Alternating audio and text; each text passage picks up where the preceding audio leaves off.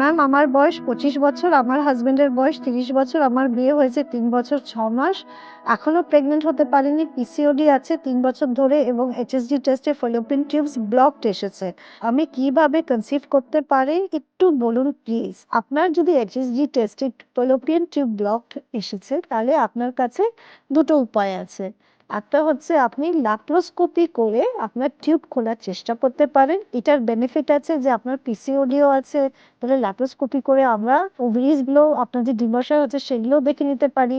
আর পিসিওডির জন্য আমরা একটা ওভারিয়ান ড্রিলিং সার্জারি করি। এখানে আপনার যে পিসিওডি হরমোনাল ইমব্যালেন্স হচ্ছে, যে টিস্যুস গুলো হচ্ছে হরমোন সিক্রিট করছে, সেটাকে অল্প একটু তুলিয়ে দেওয়া হয়।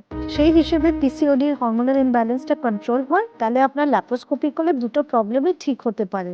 সেকেন্ড হচ্ছে যদি আপনি অপারেশনে না যেতে চান বা অন্যান্য কোনো সমস্যা থাকে, যেমন স্বামীর শুক্রাণু যদি খুব কম থাকে, তাহলে আপনারা আইভিএফ পদ্ধতিতে এগোতে পারেন। অনেক ক্ষেত্রেই যেখানে আপনার পিসিওডিতে ডিম তৈরি হচ্ছে না, টিউব ব্লকও আছে, তার সাথে সাথে আপনার যদি হাজবেন্ড স্পার্ম প্রবলেমও থাকে, তাহলে IVF will be a better solution.